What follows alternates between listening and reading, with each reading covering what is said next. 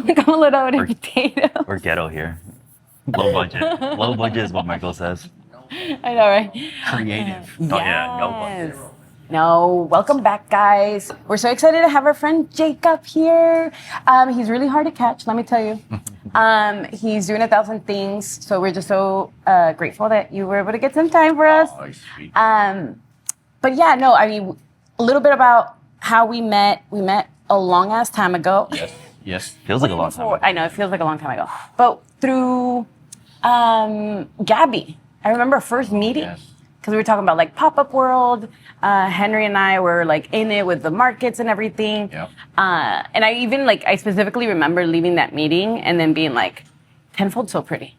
Oh. I was like, it's so nice in here. Yes. And then we're like, we need to talk to him about dinners. We're like, when do you close again? Okay. And I mean, that helped us so much. Like, definitely. We were in the beginning stages of all like our pop-up dinners, and we were doing them here and there, but we didn't have anywhere consistent. Right. So thank you for that. Thank Absolutely. you for awesome. believing in the strangers to take care of your space while you work there. I mean, you really do open up your space for the community and for a lot of people up and coming. Is that something that you always like gear towards? Yeah, I mean,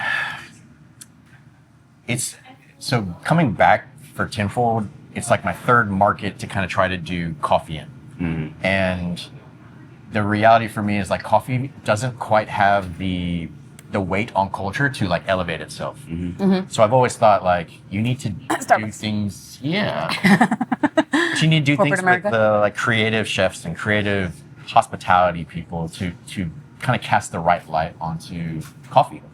And so like, and plus I'm just a hospo geek, and it's just like I want to be around it. I get excited seeing people do things in the community, and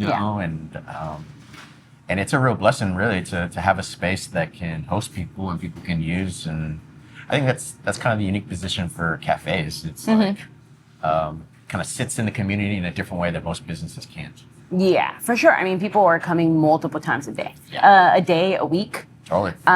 Especially now in the world of getting work done at home from your computer. You can literally work from anywhere remotely. It's such a thing now. So I think that definitely assisted and maybe kind of like set coffees in a different space for people. Because I mean, obviously it was just like, oh yeah, it's your community space. You come in every day, you know the barista, you know, catch up with a neighbor. And then it kind of like added on that element of like, oh, now I'm just trying to get away from home because I'm trying to get work done and stuff like that. Totally. But for everybody that doesn't know, obviously your first coffee shop was Tenfold in the Heights. Correct. And now it's spread. Now there's other little projects side projects aside from a second Tenfold. Yeah, correct. So initially we started with the roastery and the cafe. They were separate entities. Oh yeah, they were together. Yeah. I remember. It's like, I was like, well, yeah, the machine's there, no longer there. No. The roaster. You know, that was like our little kitchen. Yeah. You know, our little production area. And the reality is it wasn't that much space. Yeah. And so now the roasting side is in Edo. Yes. I'm yet to go. I think Henry's gone. Yeah, I've been there a bunch of times. Okay, I'm yet to go there. I need to check it out. Come on. Yes. Yeah, but that's a dedicated space over there that is just for production. We've got a little lab over there as well and a room to work on machines and technical stuff. And it's kind of where all the website orders also come through. All the wholesale stuff kind of gets centered there. We store a week or two's worth of green raw product there. Everything else. Space. Yeah, just space. And then we're trying to build the cold brew line, the canning line. And so that's my endeavor this year, is to kind of get into that. I'm geeking out about cold brew just because it's so hot here all the time. And, It's just Houston. and it's Houston, so Yeah, we like just pour it over ice. Anything cold, there you please. go. We're melting. Where did the brainchild Tenfold come from? How did it all start for you?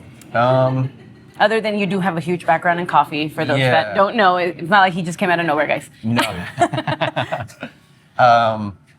Honestly, like out of college, I went to Costa Rica. I moved to Costa Rica, and I fell in love with coffee. And I'd never been around a culture that was so proud about a singular product. So like, you know, I was living in this college house, and all the dudes I was living with, they were like, okay, we're gonna go help our dads pick at the harvest. I was like, cool. Oh, wow. I was like, I'll come, you know? You're like, that sounds like fun. It was. Some manual work. Yeah. It's like fun for a day. Yeah, I was like, now I have to live Our off of body's it. not built for that. Yeah. Yeah. I wasn't committing a lot to it, but yeah, and then there was a coffee pot brewing at 7:30 at Oh my God, 9, all day at long? 10:30. We'd stop at lunchtime, 3, and it was just, come to find out every country that you visit for coffee thinks they have the best coffee in the Yes, world. obviously. But like Costa Ricans were like, we have the best We coffee, have it, yeah. And so I was enamored with it, and I wanted to find something that like I could put all of myself, like I hadn't quite yet understood like how to do a job and like not have my heart attached. Yeah. So I really wanted to do something like fully holistically, and then I kind of conceptualized, okay, I want to do my own thing, but quickly recognized that I don't know anything. And so I moved up to Seattle. Step one. Yeah. Went up I to don't know Seattle. shit. Yeah, and that's kind of where I cut my teeth, in coffee. And I worked for a big coffee company called Cafe Vita up there. They had 8. You said Seattle. Yeah. Seattle, okay. Yeah, and Seattle's this like birthplace for coffee in America, due to Starbucks, but it also has this specialty kind of independent vibe going on there. Yeah. I just took every opportunity I could in that company, and I was training, I was roasting, I was baristaing, I was doing events, and I think what it taught me was how to do take a passion and make it a business. Yeah. Right. good. And so that's that company also did something really cool where, and I guess this is to some of the first questions too, is like that owner had pizza companies, but he would literally fly in Italian workers to build, he would bring ash over from Italy to build Neapolitan ovens. He literally deconstructed wood by wood a bar, put it in a container, and then rebuilt it.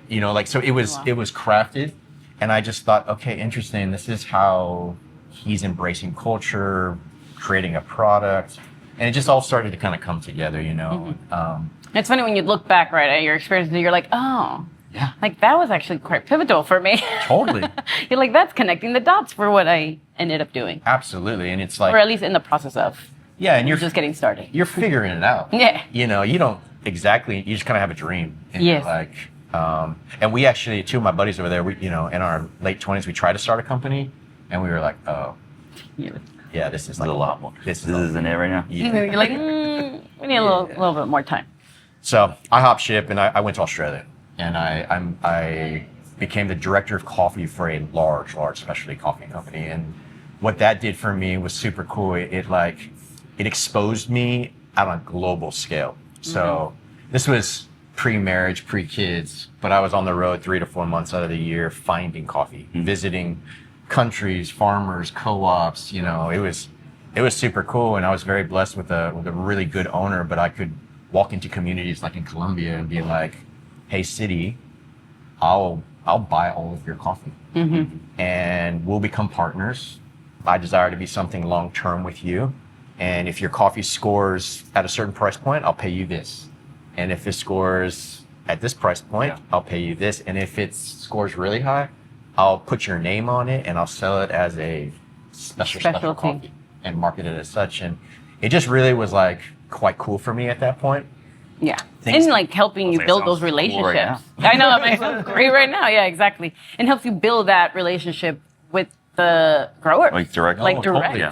And so, I guess long story short, that really influenced what then I wanted to create. Yeah. Because on the consuming side, I look at it like an engine to kind of do the good in coffee that I want to see, Yeah. right? And We got to be the change we want yeah, to see. Totally. But I can't pay them more unless my cafes and our roasting or cooking showcases quality.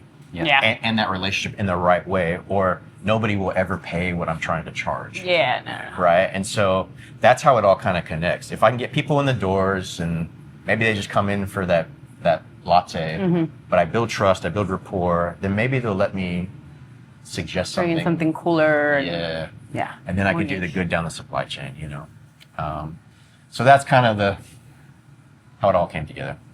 I mean, you do have like- a cult following. Oh, cheers. Yeah, Like, no, for sure.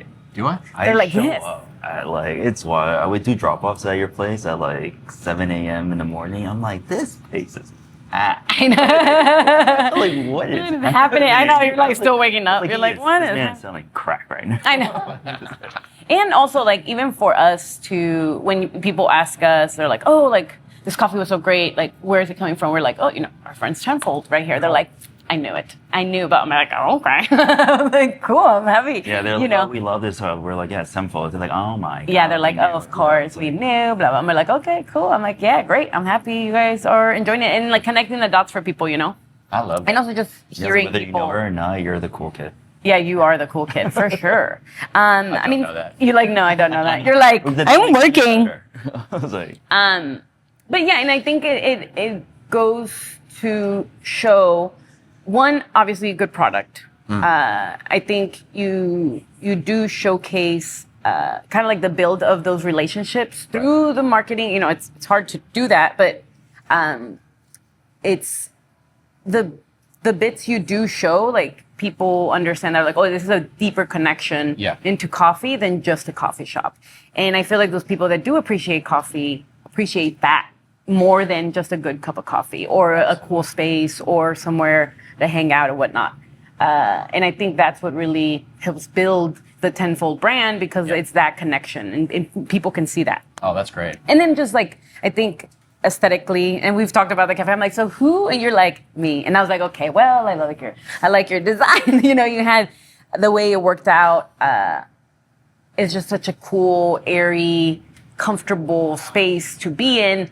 Aside from like, oh yeah, this is really great coffee. But two, I think it is. I think we did go through a phase, and obviously, corporate America, of just like the copy paste, where it was just like, okay, now I see it everywhere. Totally. And obviously, a big part of that was Starbucks, and then people copy paste that, like kind of labby, like it's Too clean. Yeah. Yes, I'm just like, it just doesn't feel like it has a soul. Yeah. Right? And I think that's, that's something we try to do here too. Totally. Like, we try to showcase, without me even telling you something, that this space there's a deeper connection than just for you to come and eat food here. Right. As well as in Tenfold. It's like, it's deeper than just you having a good coffee. We want to educate you on this. And also just like, I think for us too, of just like, okay, you know how many hands touch this before we even make the fucking cup of coffee? A million, yeah. Right? Yeah, it's just like before we even touch the food we're creating, it's like, you know how many people just worked so hard to get this far? So it's like, I kind of feel it's on our part responsibility to be able to talk about that and showcase that, because it's like that alone obviously is the value and why it's so good. Totally. But it's again connecting that like human aspect to just like, here's a transaction. No, I'm glad you bring it up because it's like, from my time, we were joking around me going to Costa Rica and working a farm, and it's like, yeah, your back hurts. Like it's so hard. Specialty coffee because it's grown oftentimes on very inclined. Yeah. It's like people have to hand pick this stuff, and it's like a coffee plant doesn't like ripen all at the same time. So they're like literally like, oh, this one, and this one, and this one, and they're like about to fall off a cliff, and it's like it's for real and it's hard. Yeah. And then that fruit is not even what we consume. So like it's the pit. So you actually have to pick a lot of pounds to get to the actual that we consume, and it's a labor of love. Yeah.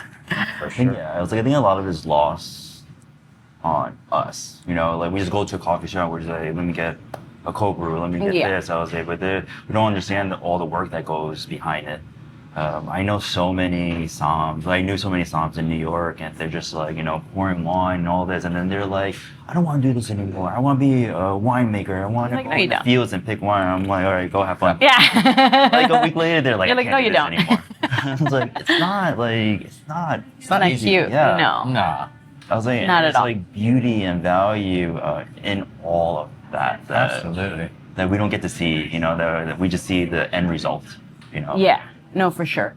And with, I know that now there's Tenfold 2. Was it a plan to have more coffee shops, or was it just a good opportunity? I mean, because like this tenfold is just like so embedded in this community. Yeah. I mean, yes and no. So the businesses are actually separate. Okay. The roasting and the wholesale Okay, and yeah. the cafes. But they work in conjunction. We strategically want the cafes to help kind of spread the message. Everything we're kind of talking Yeah. about, like we want them to, I mean, you can look at it like brand awareness. Yeah. But like we want to be able to communicate, and It's part of our marketing. totally. And the easiest way to do that in the most digestible way is the cafes, right? Because I can send an email, I can send a newsletter, I can do a podcast, but like there's something tangible about Like walking come in here. Yeah, come in here and experience it. Right. Yeah. It's multifaceted, the experience, right? It's taste, it's talking, it's looking at the site, whatever. So, I mean, yes, we evaluate opportunities all the time, but the reality is they cost a lot to do. Yeah. And so, Tell me about it. so yes, I mean, we're looking at other spaces. Okay. But we probably don't approach it yet. And we're a young, we just turned 6, like, you know. Yeah. It's not like we have endless capital. We kind of like, does it make sense for the vision? Can I also like when you talk about cookie cutter or copy and paste, like, I don't know. you know, I've lived in cafes since I was like 18. Yeah. It's like, that has no appeal to me. Like, that would be like shutting off my heart and my mind and just like, I don't know. Yeah, no. Like, I want something that's going to speak for the city of Houston about coffee in a different way, right? So if we don't have that ability to create something unique or experiential, then it doesn't really attract me, and I lose interest pretty quickly. Yeah. So we are looking at something in the Med Center right now. Okay. Yeah. But what's super fascinating is we've been really blessed. People are coming to us to help design and or manage their cafes. So I've created this whole other avenue where we manage 2 other people's cafes right now, and I have 2 more slated for this year. Okay, nice. And that has been really cool because I get to work with, I won't do it with everybody, Yeah. but if we align as like an owner, a business, whatever, for then I'm sure. like, okay, down, this is fun. I get to be creative in a different way that I can't be with Tenfold. Like, I'm very like, Well, you just have such a vision for this, and it's just like, yes, this is where I want to keep everything in line for this. right. It doesn't mean you can be creative in different ways Right. elsewhere. Right. And so that kind of feeds that other like grow type thing. Yeah. You know. Oh, I was that's always so curious because I know you guys managed Cafe Fort. Correct. And I was just like, how does that even work? Yeah. Like, do you guys just put your employees Yeah, in there? yeah. Like, you just essentially run a business for someone else? That's it. So basically, I have a hospitality group now that has all my leadership. And if you really want to think about it, it's kind of like the brain. So, you know, the HR person's there, my ops person's there, my head of quality and beverage is there, the PR person's there, the events person's there. It's like the people who go across All of all them, the yeah. businesses. And then at the localized level, we put a staff there, you know, and we've tried to hire specifically for that singular place, but it really doesn't work out. So usually a barista will go between 2 places. But it's cool because that cross training allows them to know maybe the other place is Tenfold. And so they take that experience and then they can bring it there. And I think we provide a consistency that some owners just can't do for themselves. Yeah. Right. And, you know, it's like anything else. It's like, when we were talking about the Somm leaving to be the winemaker, it's like, there's a lot of romanticism around owning a hospitality business. Yeah. But I think it's so cute. it's a grind. You're like, it's not. You know, it's a grind. So. Yeah. And especially like coffee shops too. I mean, and we get a glimpse of it with just having third place as well. Yep. It's like, I mean, you got to sell a lot of coffee. You got to make a lot of sales. People like banking here. We're over here like, as long as we make $1,000 a day, You're like, we're I'm good. good. Yeah. We're good. That's literally how we opened their place. So that was like the mindset. We're like, as long as it makes $1,000, like, we're good. Our, Obviously, the dinner for us is what's Yeah. sustaining the space, because if I just had a coffee shop here, it's too much. It's just so much rent, so much space, so much. You know, it's just it just doesn't even out. But yeah, absolutely. I mean, I understand. But I love that y'all have opened it up during the day too. Yeah. I mean, it's a beautiful space, a very...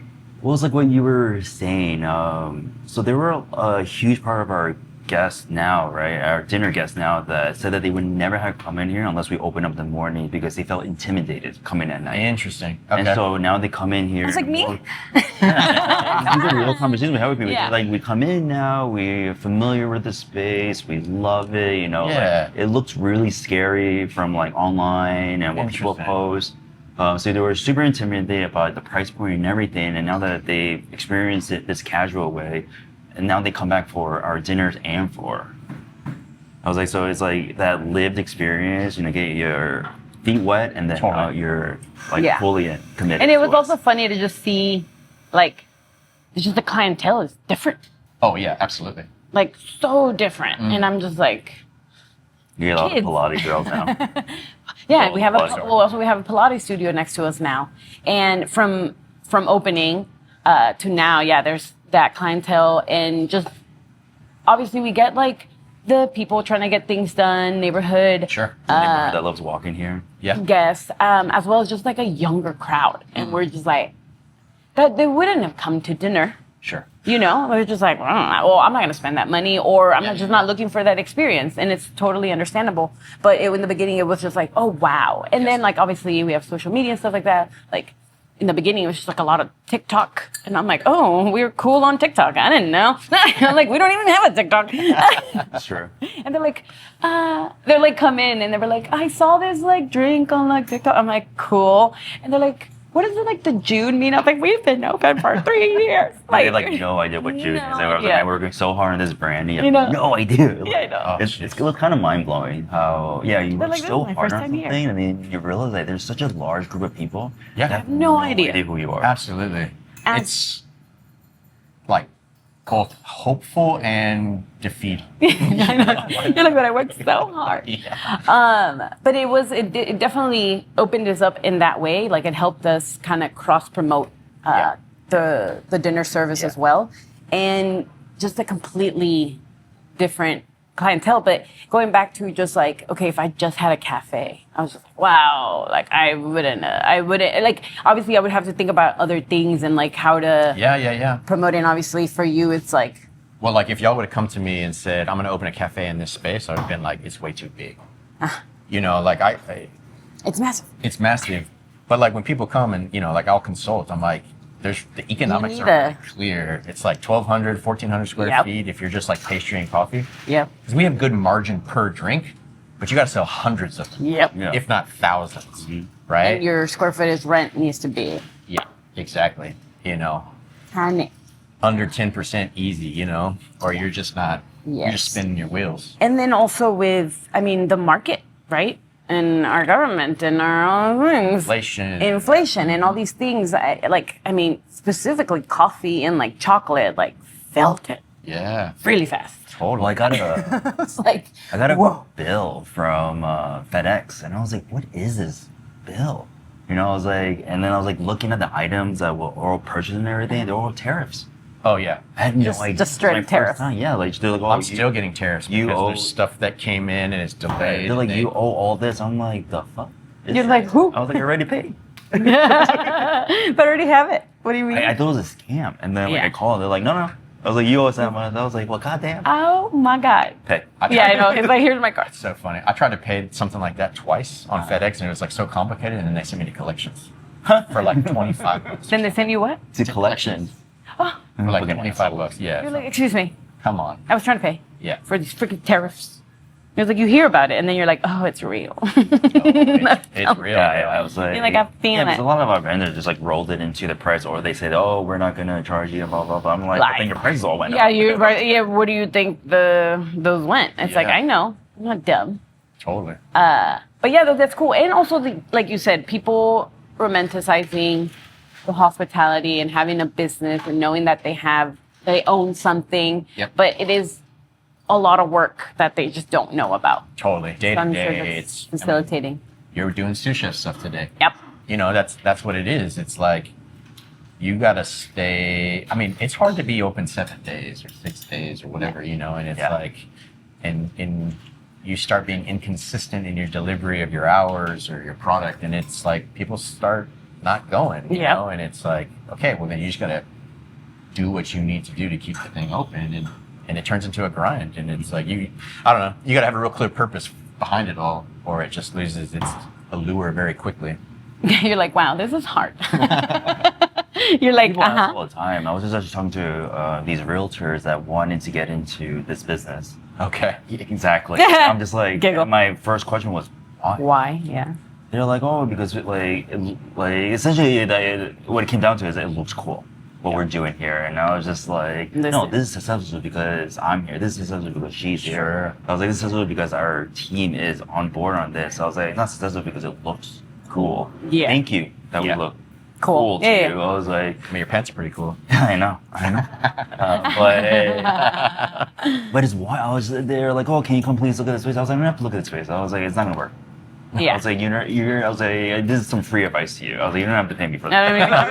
not even charging you for this I was consultation. like, I was like, you guys are a realtor. I was just, because their other thing was that, should we just rent it out to a restaurateur? I'm like, yes, do that. I was like, that's the Or a business restaurant you're- group. Like, Yeah. why do you want, like, this is a passion project. Like, this is, my heart and soul in this. I clean toilets for a living. I was like, I put my hand down plumbing drains. I was like, I literally empty out grease traps and the dumpster and like, that's what I do. I was like, that's the stuff that no one sees, the uncool stuff that we don't put on social media. No, I love that. We're like, don't do it. Don't do it. Or just like it's a straight up question of just like the why. Yeah. Why do you want to do it? Because it is gonna take all this other work that you're not seeing currently. So I just need you to be aware. So funny. That was Simon Sinek has a book, Start With Why. Mm-hmm. And when I wanted to go do it, my friend was like, You should read this You first. should read this book. Before you do it. I was like, oh, okay. Okay, thank you. Yeah, I mean, it's true. I mean, especially also like that group that came up to us, and it was because they saw third place and, its success and whatnot. And then we have all these pop-up chefs coming in and experiencing the restaurant, and obviously some of them, their dream is to have their own business and stuff like that. And, it is some like coaching when they like talk to us and they're like, oh, like, how did you get started? How do you start, or how do you, like, literally straight up been asked, like, how do you start a restaurant? And I was like, well, this is a long ass why? Do you have time? And also, why do you want a restaurant? Yeah. I was like, that should be your first step. I love that. Because it's a lot of sacrifice. Everything literally feels like it's meant for you to, the process makes you feel like it's meant to not happen. Oh, totally. So I'm like, are you mentally prepared for that? And is that whatever your why is it enough for you to sacrifice all of that for this? Because the success is not going to feel what you think is success. So it needs to align to what your idea and belief is. Totally. I'm in this place recently where like, you have to be ready to be humbled on multiple levels over and over and over again. And it's really this Left reality, and right. like, oh, I'm going to die to what I thought I was or die to who I think I should be, because it's like, that only gets me in trouble. Yeah. Like, and it's just crazy. Like, I never thought I'd know so much about AC units. Yeah. Right? I also didn't think I was going to have to coach leaders so much, Oh my God. And it's like, oh, okay. What did you say you were? Oh, guidance counselor. Guidance counselor. I was like, wow, I haven't heard that since like high school. You're like, yeah, And it's then- like dealing with adult children. Yeah. Yeah. And it's not that like I don't want to do it too. It's just like, oh, I have to think about this, structure this. I got to take people through actual classes. We need to like discover who I am versus you are and think about the interpersonal dynamics. It's like, oh, okay. And I'm like, I'm trying to figure myself out, Yes. but then also have to help yourself out on like where you stand and what your position makes sense in this space. I was just talking to our manager last night. I was like, there's a thin line between like, like we're not corporate. I was like, and so like we have to have some sort of sympathy to our employees, who walk You're a humans. different Yeah. life, you know what I mean? Yes. I was like, things that, we're different ages, different everything. I was like, we have to understand each other. I was like, and we have to be able to work with each other. I was like, these things that bother them, might not bother you. I was like, but like you're gonna have a harder have to time trying sympathize, to yeah. fight them. You know, I was Yes. like, if you don't understand like where they're coming from. Yeah. Well, I know. that's it. I mean, like, You're like, bro. I was a psychology undergrad. I have a master's in You're like, how much theology. you've touched into that now?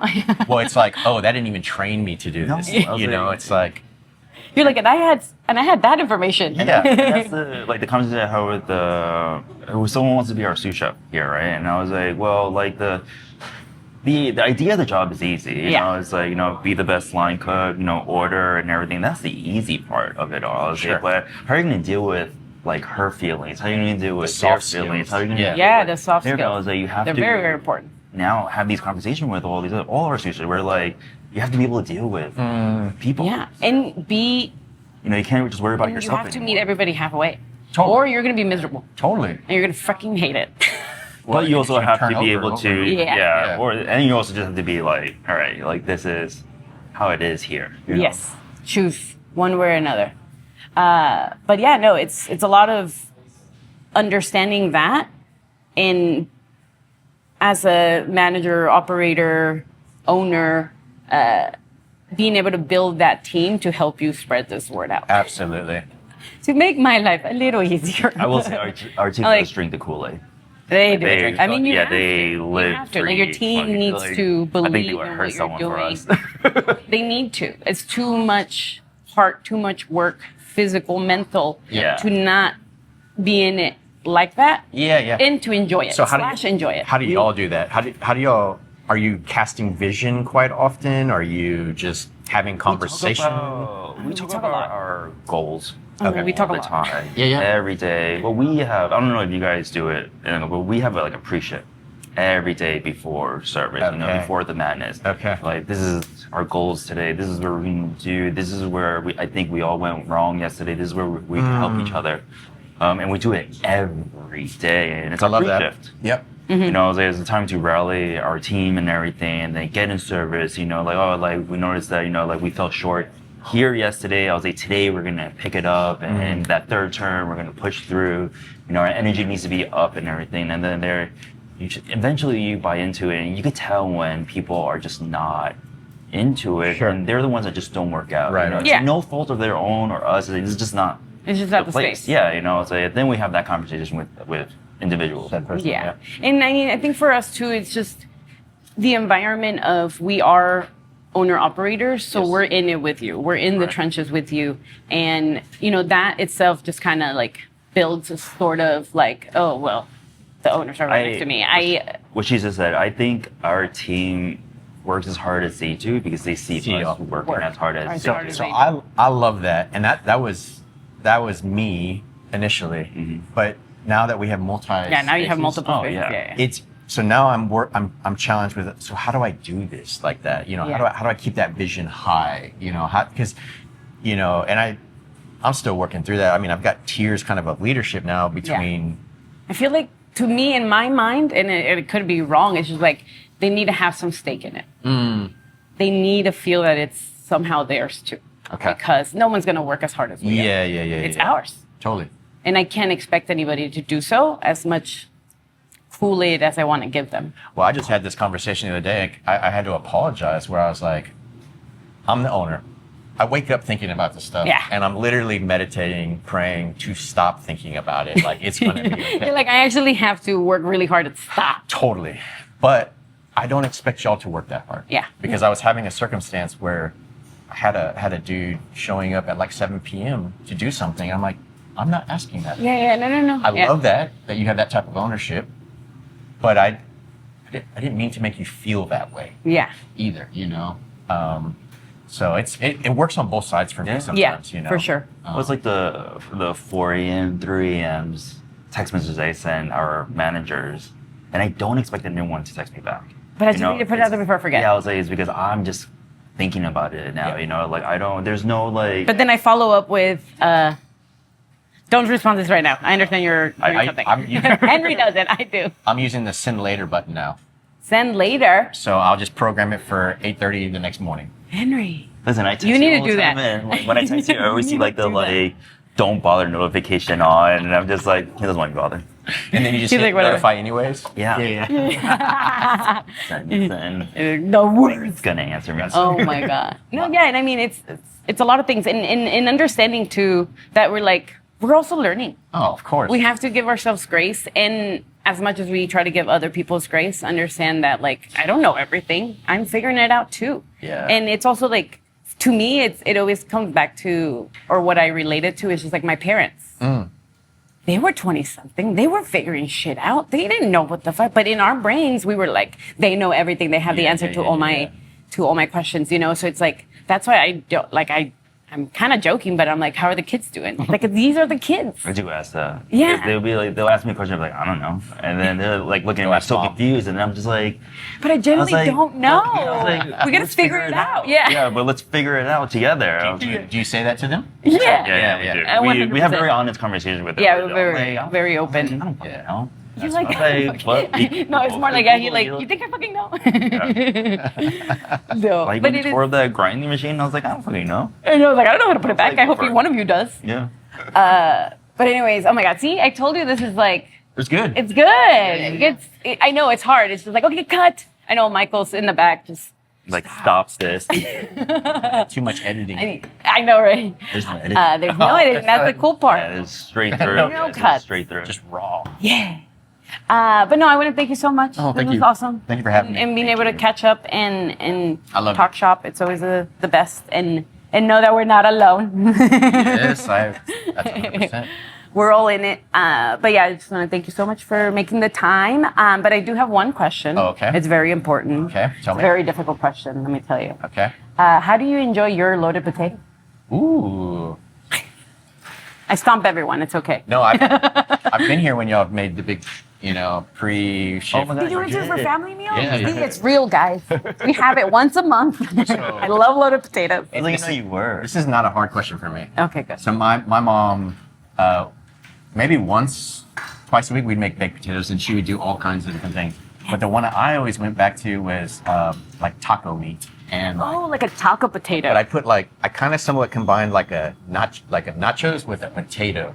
So texture, chives, crunchy. and crunchy tortillas, and sour cream, and maybe some bacon, maybe not, but kind of salsa but sometimes. the meat. But the best is you get halfway through and then you just go load it up again. So it's a two. Yeah. The 2 for one meal. Little twofer. Oh, nice. Yes, I do love me a taco style, ground beef, Yeah, yeah, yeah. pico, Yeah. sour cream. Totally. Yes. Okay, I'll make sure we make that on the next family meal. Just We're invite gonna me. I'm ready. I'll text you. I'll shoot you a text. 3 p.m. I'm come ready. Family meal, taco loaded Bring your potato. Tupperware. Yeah, bring your own Tupperware. No, thank you so much for coming. Yeah, pleasure. Thanks everybody for tuning in, watching, hearing, whichever you choose. But we'll see you in the next one. Bye. Bye.